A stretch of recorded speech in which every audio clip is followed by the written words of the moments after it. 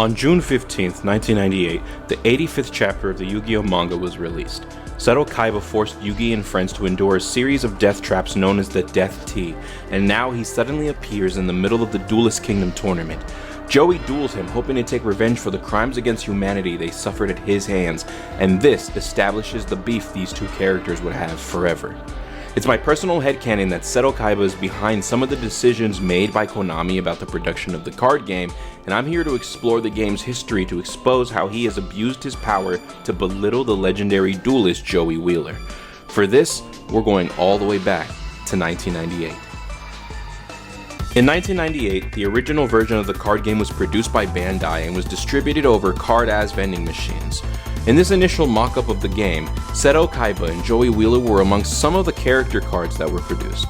Seto was not only a higher level, indicating that he was a stronger or a rarer card, but he had the ability to kill any monster in battle, making him an instant out to the most powerful creatures of the game.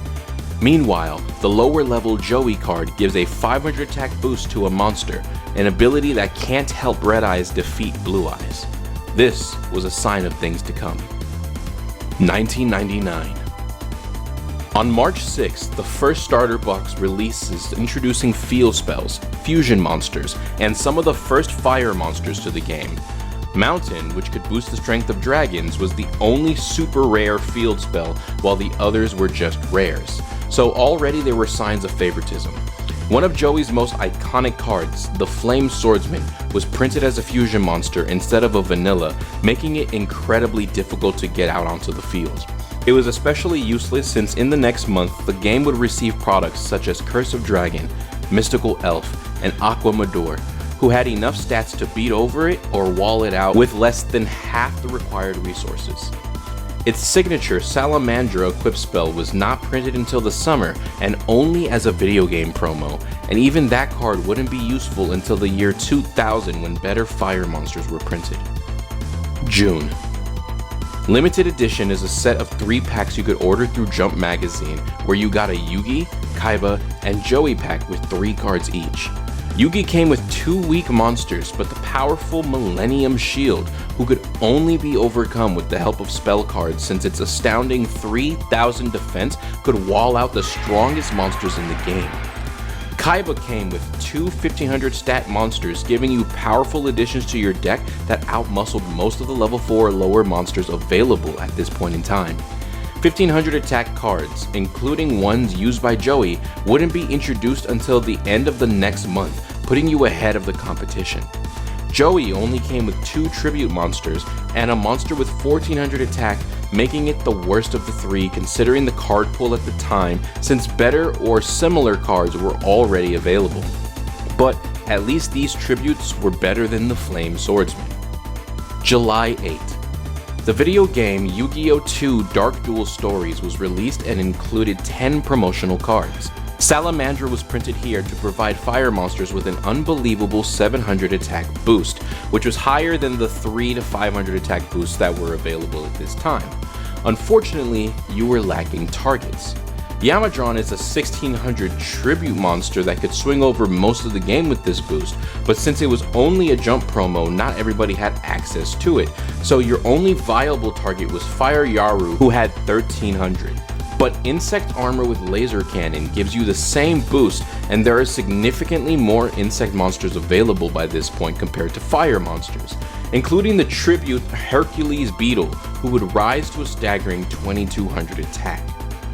Kunai with Chain was an amazing trap card that debuted in this promo bundle as well, but unfortunately for both this card and Salamandra, they came alongside Harpy's Feather Duster, which easily countered the both of them. Even if Duster wasn't included in this set, Salamandra was further outclassed by Shine Palace, which gave the 700 attack boost to any light attribute monster. Blue Eyes anybody? And none of these attack boosts would even save you, of course, because the final card in this promo bundle was the infamous Crush Card Virus, as seen in Kaiba's deck. August 26. Booster 4 was a pack released in Vending Machines.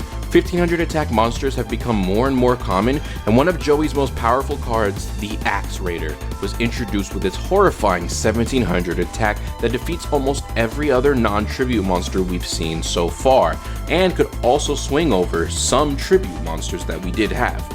But in this same booster debuted Giant Red Sea Snake, Bandit Keith's Mechanical Chaser, and Kaiba's La Jin and Gemini Elf. Every one of these cards were printed as commons, making them equally easy to pull. This wasn't the worst violation Joey suffered in Yu-Gi-Oh's first year, though.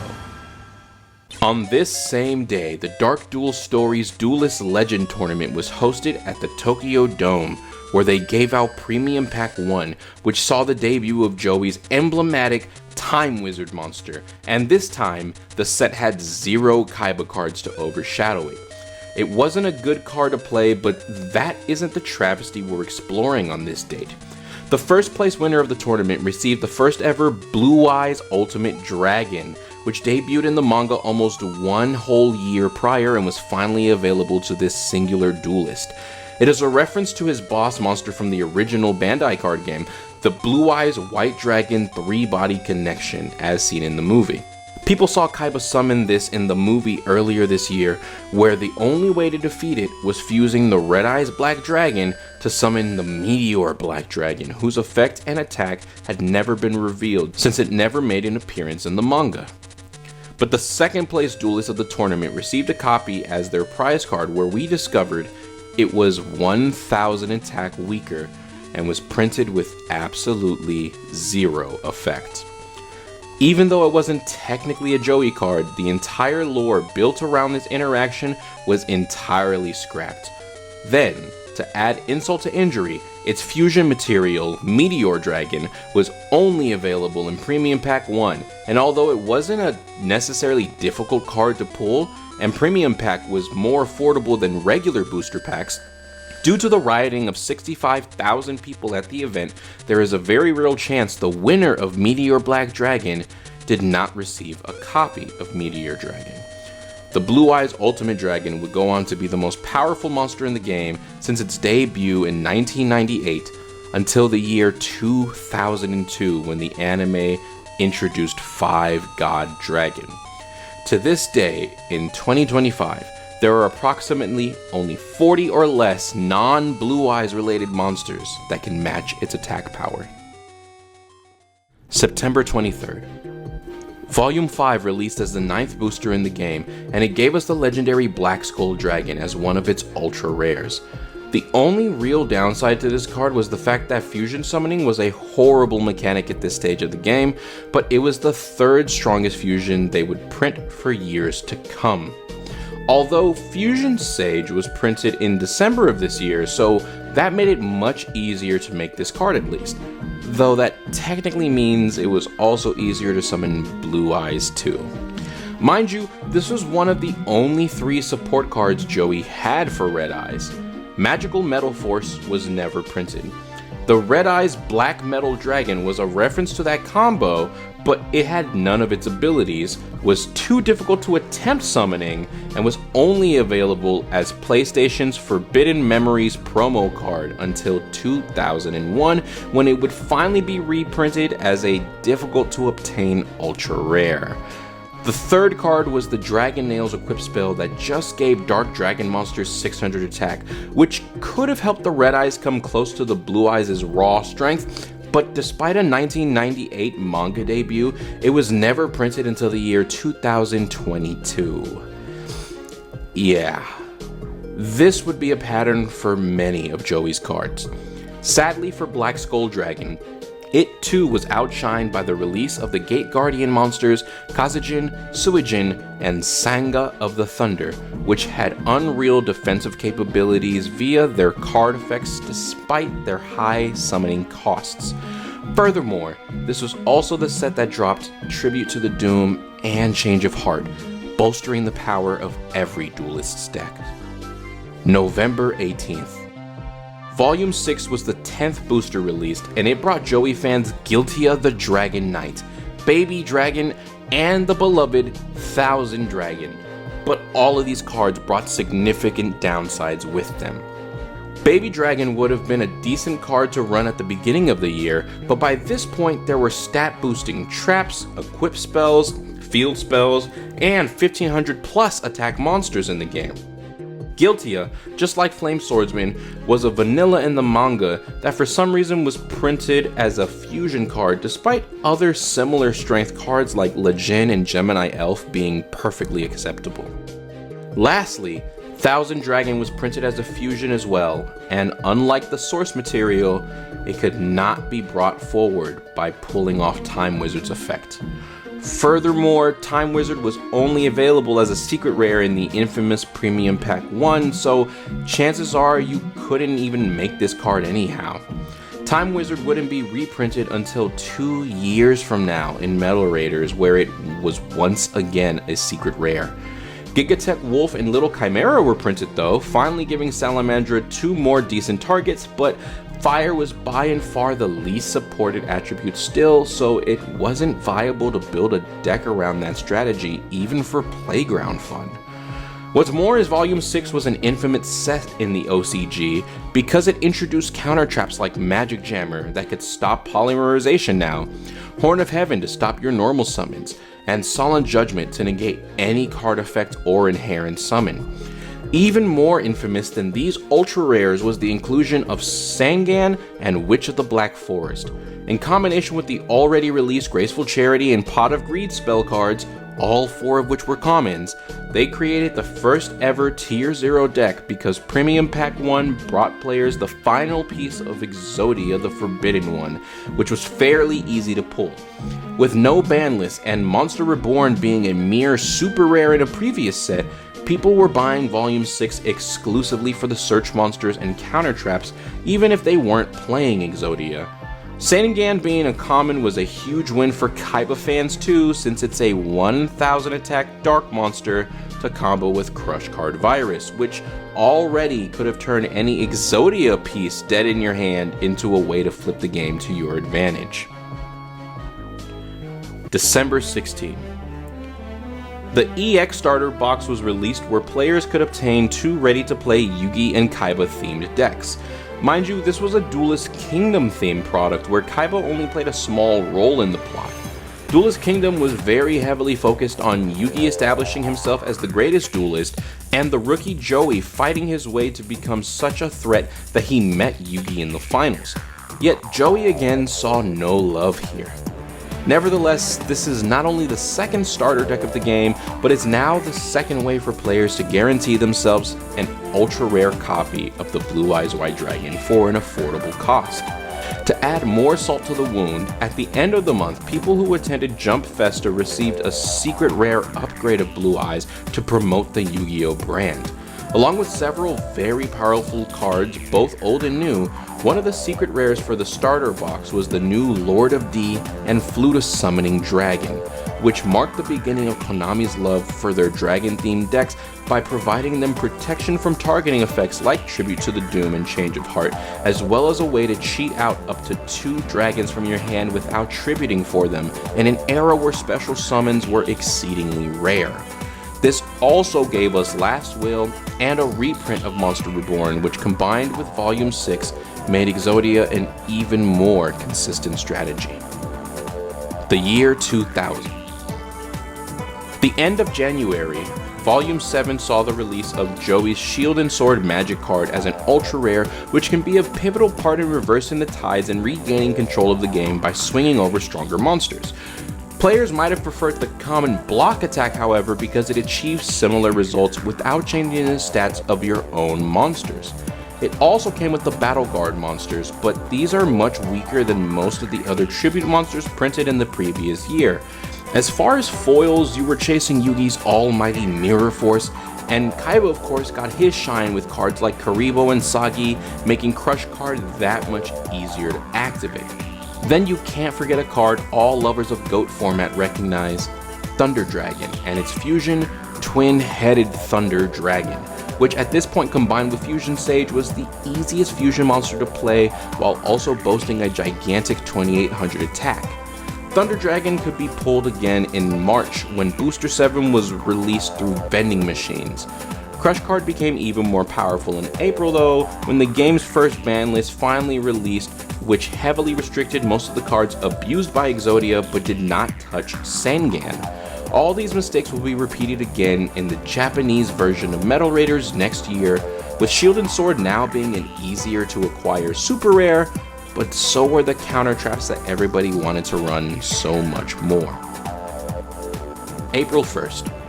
Shonen Jump distributed the second wave of limited edition, which gave you 3 more Ultras per pack for Yugi Moto, Joey Wheeler, and Bandit Keith this time. Yugi got reprints of Gaia, Celtic Guardian, and the new 1500 Gazelle to help further establish this being the new standard of good monsters. Keith got 2 average tribute monsters, hey look, a Salamandra target, and the 1400 Blast Sphere that can destroy any monster who attacks it while face down and deal damage to the opponent. Joey had Thousand Dragon, Tiger Axe, and Alligator Sword.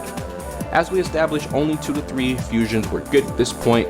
Tiger Axe is the weakest card out of the 9, and while Alligator Sword is another 1500 that could reinforce your deck's bottom line, Yugi's pack has the same with more usable cards, and Alligator Sword loses to Keith's Blast Sphere, technically making it the worst of the 3 packs yet again.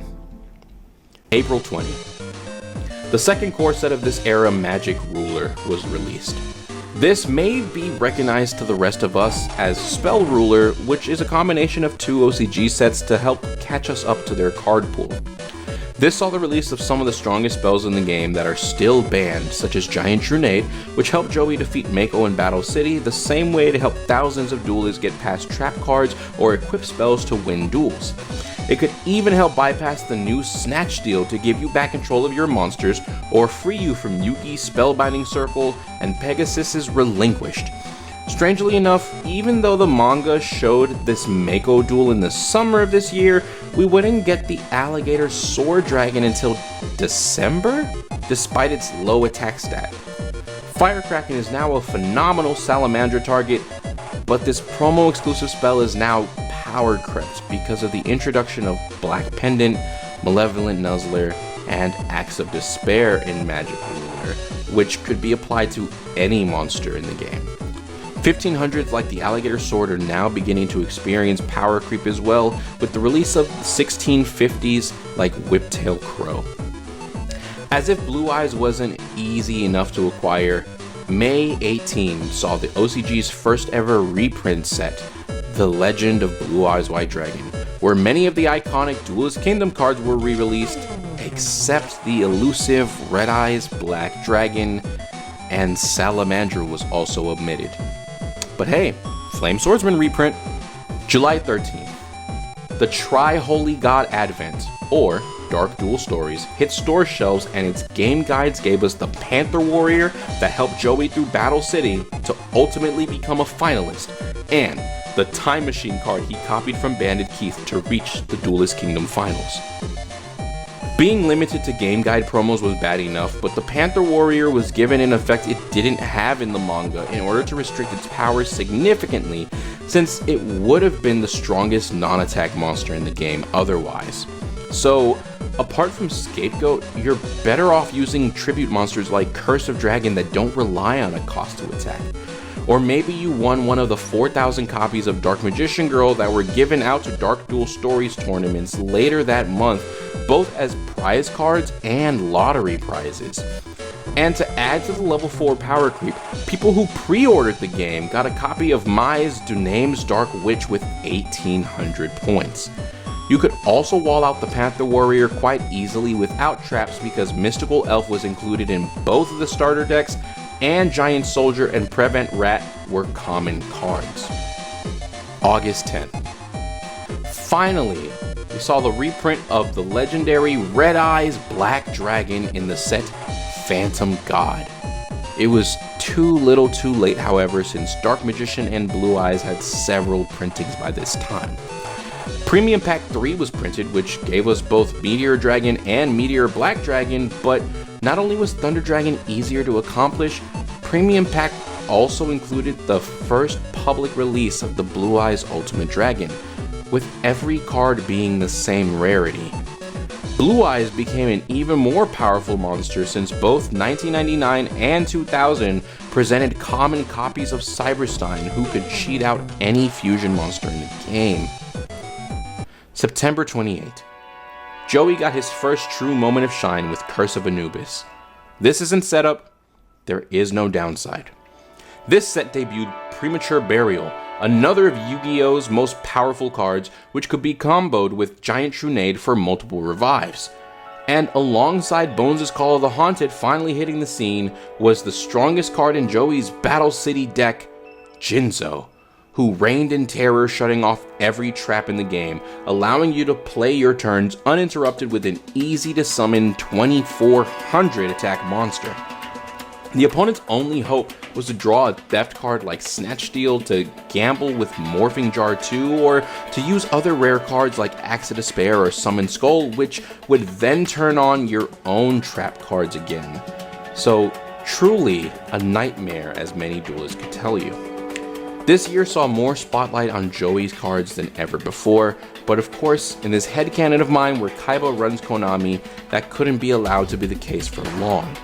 Some boosters had R in their name to indicate that they were reprint sets, and the same was the case with the EXR starter box, which was yet another Yugi vs Kaiba double pack. Despite the Battle City outfits on the cover, it was still very Duelist Kingdom themed. Reprints of cards to wall Panther Warrior, Ultra reprints of Lord of D and Flute for your Dragon decks, reprints of 1600s to feed the Power Creep, Wall of Illusion to beat tribute monsters and feed the Crush card virus, and Monsters and Spell reprints that beat Jinzo like Dark Hole, Summon Skull, Bakura's Man-Eater Bug and Change of Heart, or the brand new Soul Exchange to tribute the enemy's monsters for your own summons. You could also now deal with Exodia strategies a bit easier with card destruction to rid them of their limited pieces forever.